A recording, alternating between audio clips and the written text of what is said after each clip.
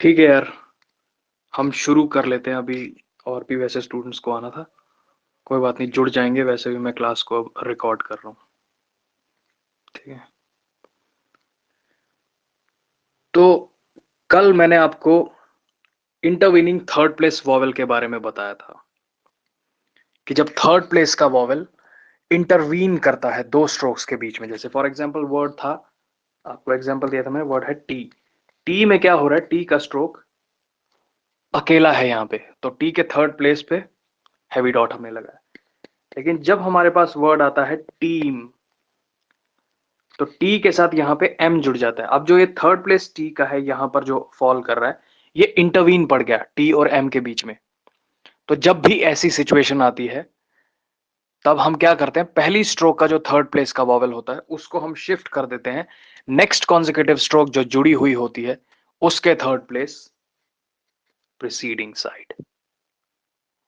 ठीक है, एक और एग्जांपल हम लेते हैं। फॉर एग्जांपल वर्ड है ली। ली में क्या हो रहा है, एल का स्ट्रोक अकेला है, तो एल के थर्ड प्लेस पर ही हैवी डॉट आएगा। लेकिन अब अगर ये वर्ड होता लीड, इस बारी एल के साथ डी का स्ट्रोक जुड़ गया है, तो ये जो थर्ड प्लेस है अब ये इंटरवीन पड़ गया एल और डी के बीच में। तो ये अपनी थर्ड प्लेस पोजीशन से जो नेक्स्ट कॉन्जिक्यूटिव स्ट्रोक है एल के साथ कौन सा जुड़ा हुआ है, डी, डी के थर्ड प्लेस प्रीसीडिंग साइड पे शिफ्ट हो जाएगा। ठीक है, तो आई होप कि ये कॉन्सेप्ट सबको क्लियर है।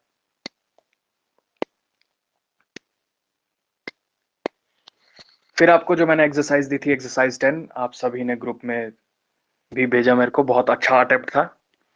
ठीक है, सभी लोग बहुत बढ़िया प्रोग्रेस कर रहे हैं। ठीक है, हाँ कुछ इक्का दुक्का रह जाती है करेक्शंस, वो बताने के लिए मैं हूं यहाँ पे। अब इस एक्सरसाइज 10 को मैं आप सभी के सामने रिपीट करता हूं, आप सब लोग भी मैच कर लेना। देखो, पहला वर्ड है पैच। पैच में क्या हो रहा है, पी के साथ चे का स्ट्रोक जुड़ेगा। वॉवेल क्या है, ए का वॉवेल साउंड। हिंट सेंटेंसेस आपके पास हैं। अब देखिए किससे मैच होता है, दैट से इसका साउंड मैच होता है ना। पैच का साउंड दैट से मिलता है। दैट के अगेंस्ट क्या लिखा गया है, फर्स्ट प्लेस लाइट डॉट, तो आप पी के फर्स्ट प्लेस पर लाइट डॉट अप्लाई करेंगे। ठीक है, सिमिलरली, हाँ सिमिलरली नेक्स्ट है आपके सामने वर्ड बैच। बी का स्ट्रोक थोड़ा डार्क रखना है आपने, जॉइंड विद जे का stroke. Again patch batch, A का ही वॉवेल साउंड आ रहा है, तो फर्स्ट प्लेस पर again light dot. Next is फैनी।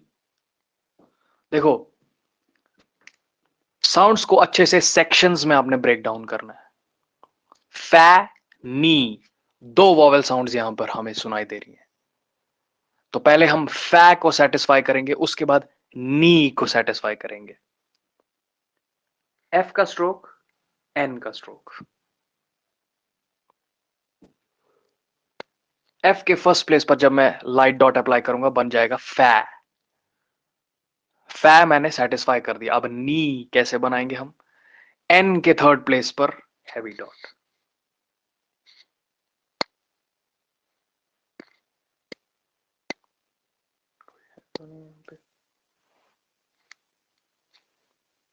इसी तरीके से अगला है शॉप। देखो, श का स्ट्रोक जॉइंट विद पी का स्ट्रोक। अब शॉप कैसे बनेगा, कौन सा वॉवेल साउंड आ रहा है यहां पे, ऑ का वॉवेल साउंड आ रहा है, ऑ। पा में we all go to, all से इसका साउंड मैच होता है, तो श के फर्स्ट प्लेस पर we'll apply heavy dash. Similarly next word is shaw, D, श and the stroke of D. Again shaw कैसे बनेगा, सेम, फर्स्ट प्लेस पर हैवी डैश का साउंड अप्लाई करके।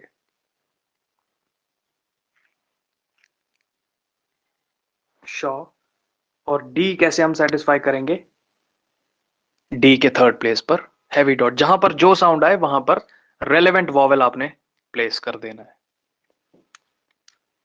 इसी तरीके से नेक्स्ट है jolly, stroke of J combined with stroke of L. Jaw बनाया आपने, जे के फर्स्ट प्लेस पर हैवी डैश।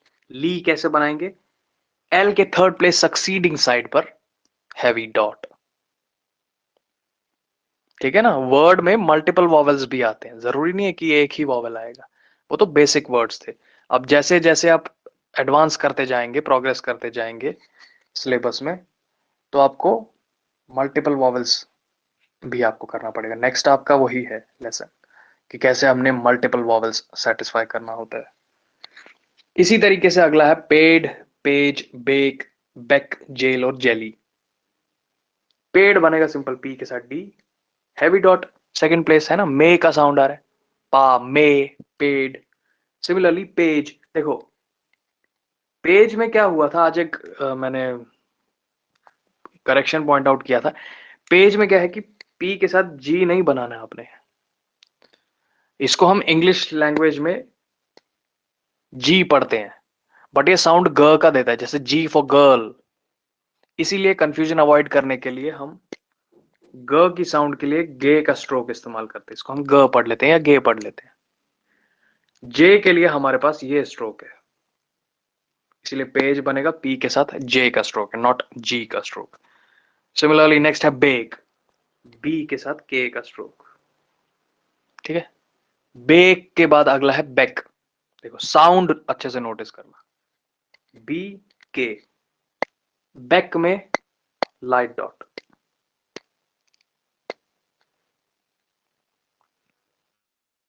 बेक में था heavy dot at second place, back में है ए का वॉवेल साउंड जो कि पेन से मिलता है, इसलिए second place light dot. Similarly next is jail, J L, J के सेकंड प्लेस पर हैवी डॉट। अगला है जेली, जे एल, जे कैसे सेटिस्फाई किया, जे के सेकंड प्लेस पर अगेन ए वाला vowel, second place light dot, बन गया जे। अब ली कैसे बनेगा,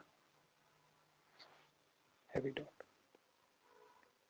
अब फिर अगला है लीप, एल, अगेन इंटरवीनिंग का कॉन्सेप्ट लगेगा, एल का थर्ड प्लेस पी पर शिफ्ट हो गया, लीप। नेक्स्ट है लिप, यहां पर भी थर्ड प्लेस का वॉवल है, लेकिन क्योंकि शॉर्ट ड्यूरेशन का वॉवल है इसीलिए light dot. Leap, heavy dot at third place, lip, light dot at third place. वही आएगा लीव में भी हैवी डॉट, लिव में आएगा लाइट डॉट, लीड में आएगा हैवी डॉट, लिड में आएगा लाइट डॉट। ये फर्क है शॉर्ट वॉवल और लॉन्ग वॉवल की। अब अगला है नेव, सिंपल है, एन के साथ वी का स्ट्रोक ज्वाइन करेंगे, एन के सेकंड प्लेस पर हैवी डॉट। उसके बाद है नेवी, एन और वी। देखो ने तो आपने सेटिस्फाई कर दिया एन के सेकंड प्लेस पर हैवी डॉट लगा के, ने बन गया। अब वी कैसे बनाएंगे, बड़े सारे स्टूडेंट्स का मैंने देखा वो यहां पर वॉवेल बना रहे थे, नहीं नहीं, ये ने वी है, वी के बाद ई का साउंड आ रहा है, तो वी के सक्सीडिंग साइड पे लगना चाहिए ना हैवी डॉट। ने बनाया आपने, वी बनेगा ऐसे।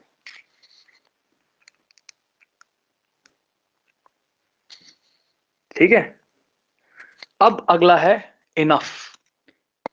इस वर्ड को जो मैं एक्सप्लेन करूंगा थोड़ा सा ध्यान देना। देखो वर्ड है इनफ, हर स्टेनोग्राफर अपने पर्सनल प्रोनाउंसिएशन के अकॉर्डिंग ही वॉवेल लगाता है, इस बात का आप ध्यान रखना। ठीक है, हर जगह का एक्सेंट अलग होता है, हर किसी बंदे का बोलने का तरीका अलग होता है, प्रोनाउंसिएशन का डिफरेंस होता है। कोई इसको एनफ पढ़ता है, कोई इसको इनफ पढ़ता है। अगर आप इसको एनफ पढ़ते हो तो ए कैसे सेटिस्फाई होता है, एन के प्रीसीडिंग में लाइट डॉट सेकंड प्लेस पर। नफ कैसे बनेगा, नफ अ का वॉवेल है सेकंड प्लेस पर लाइट डैश, एन के सक्सीडिंग साइड। ठीक है, ये तो आ गया अगर आप इसको एनफ पढ़ते हो। डिपेंड करता है हर इंसान पे, पर्सन टू पर्सन, कौन बंदा कैसे प्रोनाउंसिएशन रखता है इसकी, रीड कैसे करता है इस वर्ड को। ठीक है, अगर आप इसको एनफ पढ़ते हैं तो सेकंड प्लेस पर लाइट डॉट, अगर आप इसको इनफ पढ़ते हैं तो सिंपल ई के लिए हम क्या करेंगे, थर्ड प्लेस पर लगाएंगे। और देखो क्योंकि ये एन के प्रीसीडिंग में है थर्ड प्लेस, तो ये शिफ्ट नहीं हो रहा है, ये एन के प्रीसीडिंग वाला थर्ड प्लेस है, ये कांटेक्ट नहीं बना रहा है एफ के साथ। नफ कैसे बनेगा?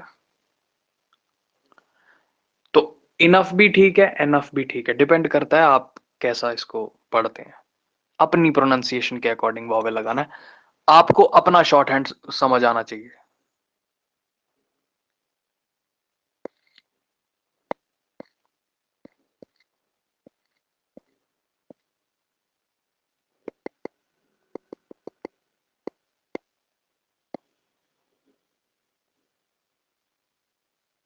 फिर है बेल,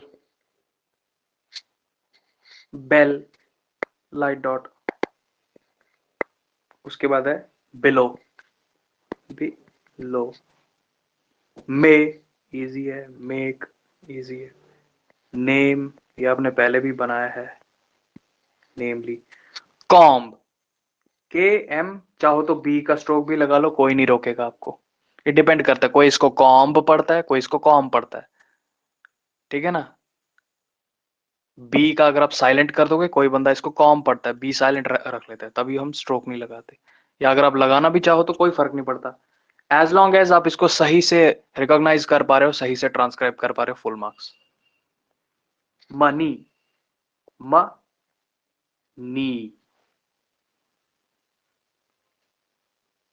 इसके बाद है फीड, एफ का थर्ड प्लेस वो शिफ्ट हो जाएगा डी के थर्ड प्लेस पर। फिर है फूड, फूड में भी ऊ का वावल लगता है, थर्ड प्लेस हैवी डैश है, डी के थर्ड प्लेस प्रीसीडिंग में शिफ्ट हो जाएगा। शीप, श पी, फिर है ship, light dot, loom, limb, L M, चलो अगर बी भी लगा देते हो, लिम्ब में क्या हो रहा है, एल का थर्ड प्लेस एम के थर्ड प्लेस पे शिफ्ट होता है। ये बात ध्यान रखना कि जो इंटरवीनिंग वॉवेल होता है ये सिर्फ दो स्ट्रोक्स के बीच में बात चलती है। अगर एल का थर्ड प्लेस है तो वो एम के थर्ड प्लेस प्रीसीडिंग साइड पे शिफ्ट होगा, बी से उसका कोई लेना देना नहीं है, जो तीसरी स्ट्रोक है उधर शिफ्ट नहीं होता। पहली स्ट्रोक का थर्ड प्लेस सिर्फ नेक्स्ट कॉन्जिक्यूटिव जुड़ी हुई स्ट्रोक के थर्ड प्लेस पर शिफ्ट होता है, तीसरी स्ट्रोक पर नहीं, ठीक है। तो ये था एक्सरसाइज 10 आपके सामने।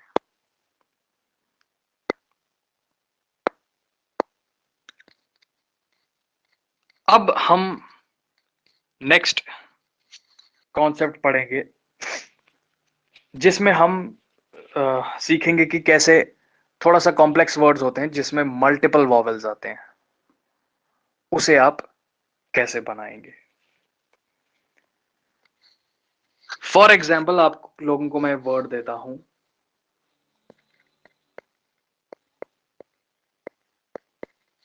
ये वर्ड है एनिमल।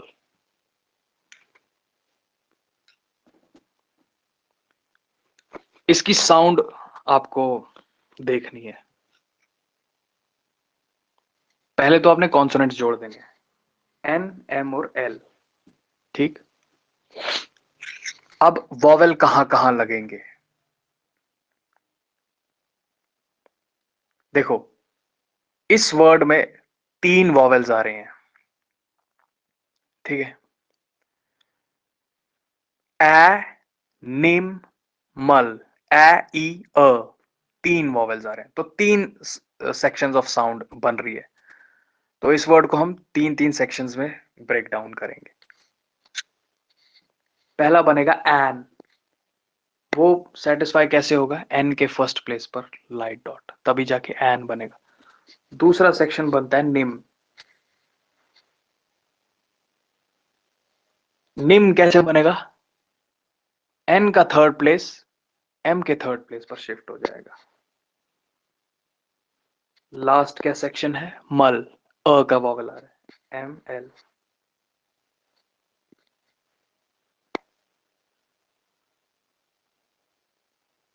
वो भी बताऊंगा, वो भी बताऊंगा, वो भी बताऊंगा यार, पहले वॉवल तो कर लो, वो भी बताऊंगा मैं on the line, below the line, ठीक है। एन, निम, मल, तो ये 3 सेक्शन आ गए। ये हमने ब्रेक डाउन किया। अब पूरे वर्ड में कैसे लगाना है। एन का फर्स्ट प्लेस, निम यहां पे, ऐसे। ठीक है, सिंपल है बड़ा। आपने सिर्फ ये साउंड्स को ब्रेक डाउन करना है, सेक्शंस में डिवाइड करना है और सेटिस्फाई करना है। एक और एग्जांपल ले लो, जैसे वर्ड है अमेरिका।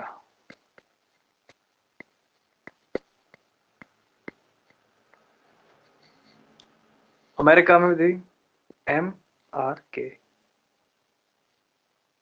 ए मैं रिक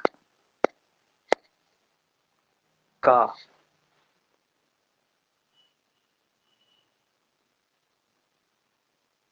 पहले मैं क्या कर रहा हूं, ए मैं का बनाया, फिर रिक, फिर का। कहने का मतलब है वर्ड में जहां जहां पे आपको वॉवेल साउंड्स सुनाई देती है वहां पर रेलेवेंट वॉवेल लगाकर सेटिस्फाई करना है। ठीक है, सेक्शंस में ब्रेक डाउन करना साउंड्स को। अब जो क्या कहते हैं, इलियास जी ने यहां पे लिखा है, कॉन्सेप्ट है above the line, on the line और बिलो द लाइन का। देखो शॉर्ट हैंड में एक ये थ्योरी बताई गई है, एक छोटा सा कॉन्सेप्ट है above the line, on the line और बिलो द लाइन। ये कॉन्सेप्ट मैं आपको समझा तो दूंगा क्योंकि नॉलेज हर कॉन्सेप्ट की होनी चाहिए, लेकिन मैं आप सभी को बता दूं कि देखो, एक होता है थियोरेटिकल स्टेनोग्राफी, एक होता है प्रैक्टिकल स्टेनोग्राफी। प्रैक्टिकल स्टेनोग्राफी में मेरे ओपिनियन में ये जो कॉन्सेप्ट है इसका उतना भी ज्यादा इंपॉर्टेंस और रेलेवेंस नहीं है। ठीक है, बट कोई बात नहीं, आपको पहले मैं ये कॉन्सेप्ट बता देता हूं क्योंकि बुक में बताया गया है तो आप लोगों को सीखना जरूरी है। आपकी कॉपीज में ऐसी लाइंस होती हैं। ठीक है, जब भी हम किसी स्ट्रोक को, किसी आउटलाइन को लकीर के ऊपर एग्जीक्यूट करते हैं तो उसको बोलते हैं अबव द लाइन। लकीर पर एग्जीक्यूट करते हैं तो बोलते हैं on the line. Below the line क्या कहते हैं, लकीर के नीचे हम एग्जीक्यूट करते हैं तो बोलते हैं बिलो द लाइन। ये होता है। अब किस आउटलाइन को हमने लकीर के ऊपर एग्जीक्यूट करना होता है, किसको ऑन द लाइन रखना होता है, किसको बिलो द लाइन रखना होता है।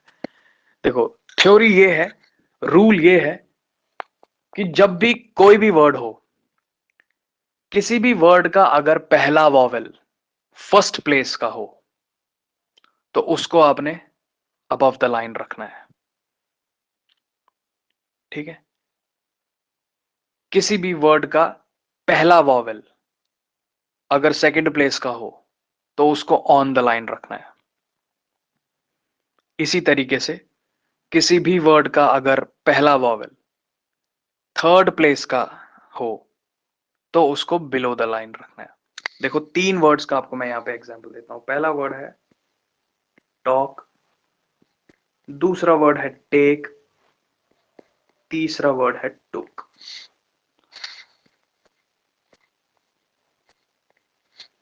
टॉक में कौन सा वॉवेल आ रहा है, ऑ का वॉवेल।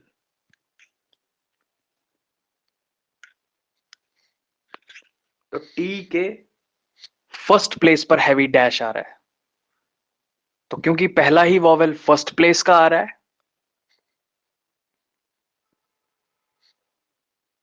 आप देखो इसको लकीर के ऊपर एग्जीक्यूट करना है ना, above the line.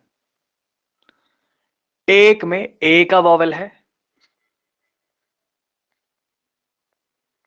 Second place का आता है वो, इसीलिए ऑन द लाइन।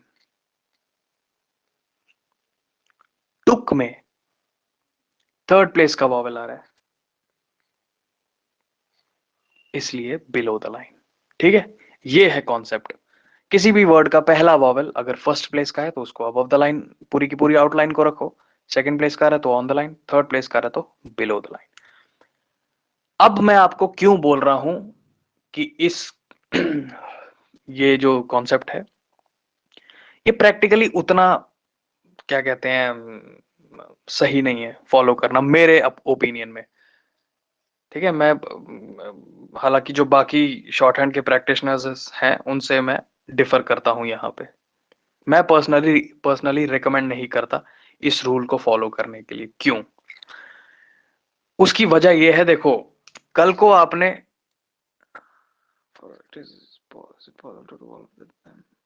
हाँ, वही वही वही आपको एड्रेस करूंगा अभी शादाब जी, कि आप अबव द लाइन ही इसको रखें। हाँ, मैं क्यों बता रहा था कि इस रूल को उतना भी फॉलो नहीं करना चाहिए। देखो, कल को ना डिक्टेशन आपको लिखना होता है, जैसे एसएससी का डिक्टेशन आपको आता है 80 वर्ड्स पर मिनट और 100 वर्ड्स पर मिनट। तो इतनी तेज स्पीड पर आपको जब अननोन वर्ड्स आते हैं ना, एसएससी में जो भी आपको डिक्टेशन दिया जाएगा वो अननोन डिक्टेशन होगा, उधर बिल्कुल ही नया कोई वर्ड आएगा। तो जब भी इतनी हाई स्पीड पे आपको किसी नए वर्ड की आउटलाइन बनानी हो, तो आप अगर ये सोचने बैठेंगे ना कि इसको अबव द लाइन लिखें, ऑन द लाइन लिखें या बिलो द लाइन लिखें, आप बड़ा ही वाइटल टाइम मिस कर जाएंगे अपना। ठीक है? आउटलाइन की पोजीशन सोचने में बड़ा समय लग जाता है और इतनी फुर्सत नहीं होती है। वहां पे 1 सेकंड की बात होती है, विद इन अ सेकंड आपको आउटलाइन सोच के कॉपी पे उतार देनी होती है। तो इन द लॉन्ग रन अगर आप above the line, on the line, below the line की टेंशन लेंगे तो स्पीड एनहांस करने में प्रॉब्लम आता है। और यही एक मेन वजह है, आप काफी सारे लोगों से सुनते होंगे, वो लोग यही बोलते हैं कि हम सालों से स्टेनो सीख रहे हैं लेकिन हमारी हमारी स्पीड नहीं बढ़ रही। उसकी एक छोटी सी वजह ये भी होती है, क्योंकि वो पोजीशन ऑफ आउटलाइंस में घूम जाते हैं। अब देखो, जैसे यहाँ पे टॉक लिखा हुआ है, अगर मैं टॉक को ऑन द लाइन भी लिख दूं और वॉवेल में सही जगह लग रहा हूं, ये तब भी तो टॉक पढ़ा जाएगा। टेक को अगर मैं अबव द लाइन लिख दूं और वॉवेल में सेकंड प्लेस का लगा, ये तब भी तो टेक पढ़ा जाएगा। इवन कि अगर मैं टुक को भी ऐसे लिख दूं और मैंने वॉवेल सही लगाया, ये तब भी टुक पढ़ा जाएगा, क्योंकि मैं रेलेवेंट वॉवेल लगा रहा हूं। तो जब मैंने वॉवेल करेक्टली प्लेस कर दिया तो आउटलाइन तो करेक्ट बन गई। अब मुझे above the line, on the line, below the line के झमेले में क्या पढ़ने की जरूरत है। देखो, जो लोग बोलते हैं ना कि पोजीशन ऑफ आउटलाइंस बिल्कुल जरूरी, इसको फॉलो करना चाहिए, वो लोग क्यों बोलते हैं, अब मैं आपको उनका भी तर्क बताता हूँ कि वो लोग क्यों ऐसा बोलते हैं। वो इसलिए बोलते हैं ताकि वॉवेल्स लिखना अवॉइड हो जाए, ताकि जो ये डॉट और डैश हम मारते हैं ये अवॉइड हो जाए। वो लोग बोलते हैं कि किसी भी वर्ड को अगर आपने पहचानना है तो आप डॉट और डैश मत लगाओ, आप simply above the line, below the line और ऑन द लाइन एग्जीक्यूट करके पता कर सकते हो। लेकिन मेरा ये ओपिनियन है कि पोजीशन ऑफ आउटलाइन से वर्ड गेस करना थोड़ा सा टफ हो जाता है। इंस्टेड आप सिंपल वॉवेल लगा दो, वो ज्यादा इजी है। डॉट और डैश लगाने में कितना ही टाइम लगता है, कोई टाइम नहीं लगता। ये क्या है कि स्टूडेंट्स एक हैबिट डेवलप कर देते हैं, उनको उनके इंस्ट्रक्टर्स बोलते हैं कि हाँ भाई अब आप वॉवेल्स लगाना छोड़ दो, जो कि गलत हैबिट है। अगर आपकी 100 की भी स्पीड हो ना, तब भी आपको वॉवेल्स लगाने चाहिए, जहां तक लगते हैं, जहां तक पॉसिबल हो वहां तक आपको वॉवेल्स लगाने चाहिए। वॉवेल्स लगाने से बचने के लिए on the line, above the line, below the line बोलते हैं वो, जो कि फिर काउंटर प्रोडक्टिव साबित होता है। ठीक है, अब आपके सामने ये कॉन्सेप्ट है, अब आप खुद भी देखें, हो सकता है किसी किसी बंदे को पोजीशन ऑफ आउटलाइन फॉलो करना इजी लगे, हो सकता है किसी को डॉट एंड डैश लगाना इजी लगे। ठीक है, तो मेरा तो ओपिनियन है, मेरे को पर्सनली डॉट एंड डैश लगाना इजी लगता है। हम बाकी आप देखो अगर ये रूल आपसे फॉलो होता है। अब देखो, जैसे वर्ड है बिलो, वर्ड था बिलो हमने बनाया, तो इसको आपने कैसे बनाना है। आप देख रहे हैं यहाँ पे बी को मैं बिलो द लाइन लेकर गया,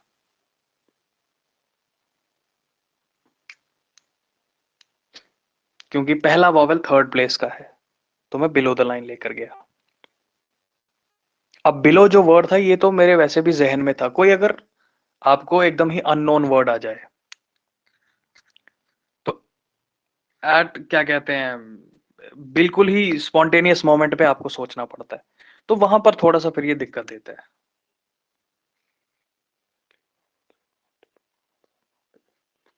हाँ हाँ, मल्टीपल वॉवेल्स पे भी है, वो मल्टीपल वॉवेल हो जितने मर्जी वो हो, जैसे बिलो है, बिलो में 2 वॉवेल्स है ना, आपको तो सिर्फ पहला वाला वॉवेल देखना है।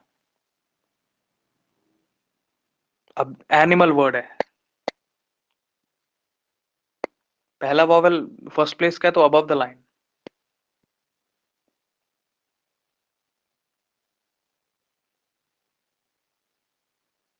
मल्टीपल वॉवेल्स में भी एप्लीकेबल है, जितने मर्जी वॉवेल, आपको सिर्फ पहला वाला वॉवेल देखना है। वर्ड का पहला वॉवेल फर्स्ट प्लेस का है तो अबव द लाइन।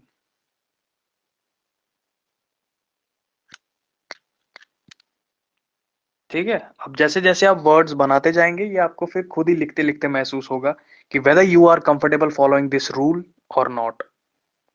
रूल आपके सामने है, वर्ड का पहला वॉवेल अगर फर्स्ट प्लेस का हो तो अबव द लाइन, वर्ड का पहला वॉवेल सेकंड प्लेस का हो तो ऑन द लाइन, वर्ड का पहला वॉवेल थर्ड प्लेस का हो तो बिलो द लाइन। ये है कॉन्सेप्ट पोजीशन ऑफ आउटलाइंस का।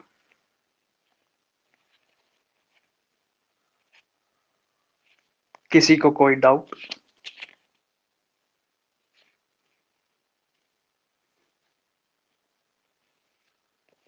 आपकी प्रैक्टिस के लिए ग्रुप में मैं कुछ वर्ड्स डाल दूंगा जिनको आप लिखेंगे। ठीक है, वो मैं ग्रुप में डाल दूंगा। यहाँ पर एक और कॉन्सेप्ट पढ़ते हैं।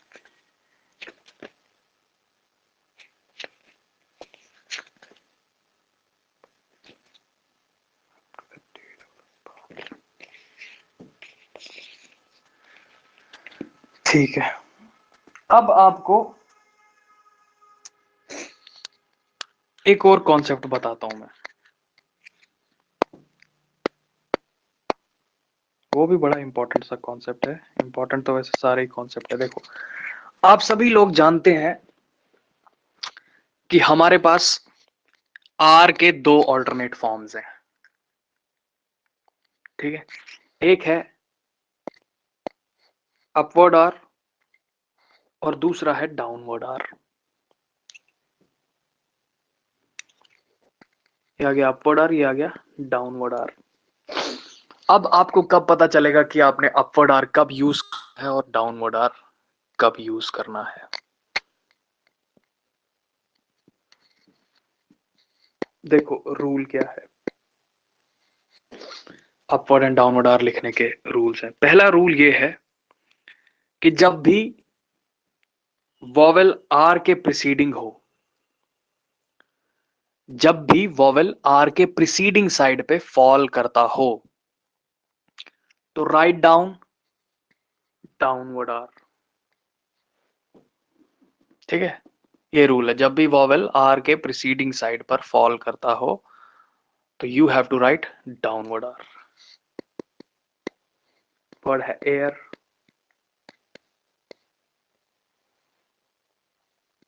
वर्ड है एरो,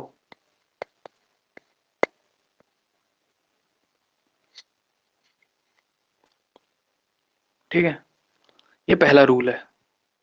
आर के प्रीसीडिंग में वॉवेल है तो डाउनवर्ड आर। दूसरा रूल ये है, जब भी आर के सक्सीडिंग साइड पे वॉवेल आता हो, आर के प्रीसीडिंग में वॉवेल ना हो, आर के सक्सीडिंग साइड पे वॉवेल हो। ठीक है, वर्ड अगर आर से ही शुरू हुआ है, आर के प्रीसीडिंग में कोई भी वॉवेल साउंड नहीं है, आर के सक्सीडिंग साइड पर वॉवेल साउंड है, तब आपने अपवर्ड आर यूज करना है। वर्ड है रे, वर्ड है रो। रे और रो में क्या हो रहा है, देखो यहां पे प्रीसीडिंग में कोई वॉवेल साउंड नहीं है, ये वर्ड शुरू ही आर से हो रहे हैं, आर के सक्सीडिंग साइड पे वॉवेल है तो अपवर्ड आर।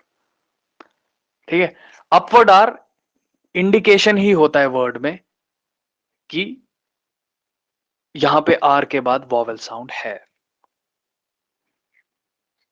ठीक है, ये याद रखना, अपवर्ड आर एक तरह का इंडिकेशन आपको देता है कि यहां पे आर के बाद वॉवेल साउंड एग्जिस्ट करती है। फॉर एग्जाम्पल, वर्ड है डियर। डियर में क्या हो रहा है, डाउनवर्ड आर हम यूज करेंगे, क्यों? क्योंकि आर के बाद वॉवेल नहीं है, आर पर ही साउंड खत्म हो रही है, आर के थर्ड प्लेस प्रीसीडिंग में वॉवेल आ रहा है, तो डाउनवर्ड आर। वर्ड है डेरी, डेरी।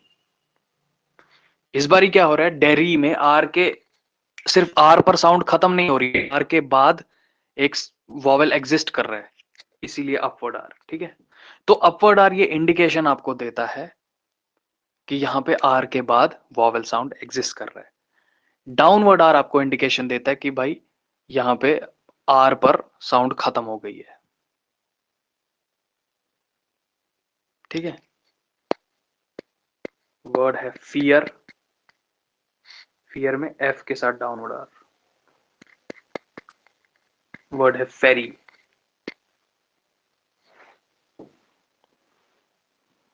फेरी में आर के बाद ई का वॉवेल साउंड आ रहा है, इसलिए अपवर्ड आर।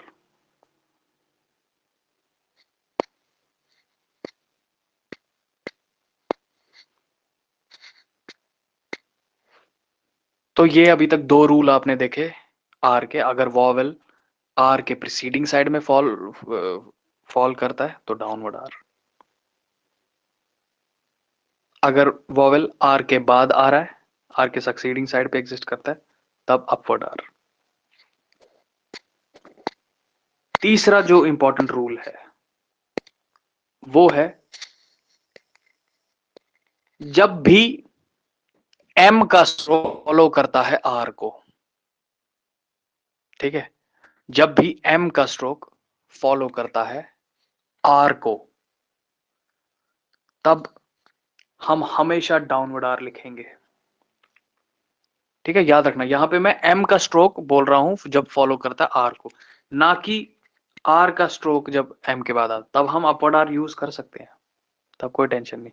ये बात सिर्फ हो रही है जब एम का स्ट्रोक फॉलो करता है आर को, आर और एम का कॉम्बिनेशन, तब इररेस्पेक्टिव कि whether vowel falls at the preceding side और succeeding side, you have to write downward R. Vowel चाहे प्रीसीडिंग में हो चाहे सक्सीडिंग में हो, ये रूल है। मान लो वर्ड है आर्म, आर्म में चलो अंडरस्टैंडेबल है कि वॉवेल प्रीसीडिंग में आ रहा है, तो हमने, हाँ हाँ वो भी बनाऊंगा अभी। आर्म में क्या हो रहा है, आ का वॉवेल आर के प्रीसीडिंग में आ रहा है, तो चलो ठीक है, हमने यहाँ पे डाउनवर्ड आर बनाया। अब लेकिन सपोज करो ये वर्ड था रूम, रूम में क्या हो रहा है, आर के प्रीसीडिंग में वॉवेल नहीं है, आर के सक्सीडिंग साइड में वॉवेल है, लेकिन इसके बावजूद भी हम अपवर्ड आर यूज नहीं करेंगे, क्योंकि जब भी एम का स्ट्रोक आर को फॉलो करता है तब वॉवेल चाहे प्रीसीडिंग हो सक्सीडिंग हो फर्क नहीं पड़ता, हम डाउनवर्ड आर ही बनाते हैं। तो रमी भी अगर लिखना हो ना, तो रमी भी ऐसे ही लिखोगे।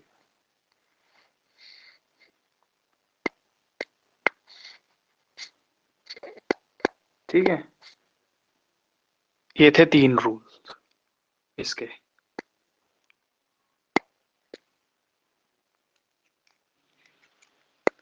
समरीन जी, वॉवेल अगर आर के प्रीसीडिंग में हो तो डाउनवर्ड आर, ये पहला रूल है।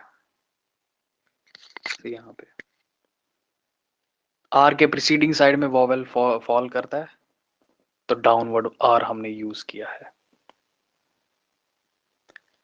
आर के सक्सीडिंग साइड पे अगर वॉवेल आता है, प्रीसीडिंग में वॉवेल नहीं है, आर के सक्सीडिंग में अगर वॉवेल है, तब अपवर्ड आर। और अगर आर के बाद एम का स्ट्रोक आ रहा है, तब always downward R, whether vowel preceding में आ रहा है या सक्सीडिंग में आ रहा है, फर्क नहीं पड़ रहा। ठीक है, ये 3 रूल है।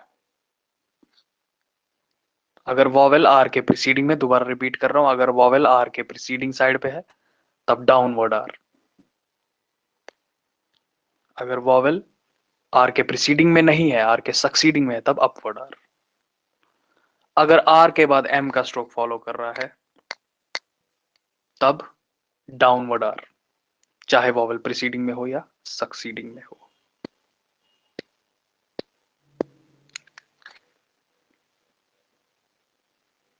ठीक है, तो ये था आज का टॉपिक। आज वैसे आपको दो टॉपिक बताए मैंने। एक है मल्टीपल वॉवेल्स का, वो वैसे छोटा सा कॉन्सेप्ट है, और दूसरा ये क्या कहते हैं इसको, आर के ऑल्टरनेट फॉर्म्स का। इसकी वीडियो रिकॉर्डिंग मैं भेज दूंगा ग्रुप में, दोबारा देख लेना। और क्या कहते हैं, एक्सरसाइज 14 के वर्ड्स आप लोग अटेम्प्ट करके भेजो, ठीक है। एक्सरसाइज 14 मैं ग्रुप में भेज दूंगा, वो वर्ड्स आप अटेम्प्ट करके भेज दो।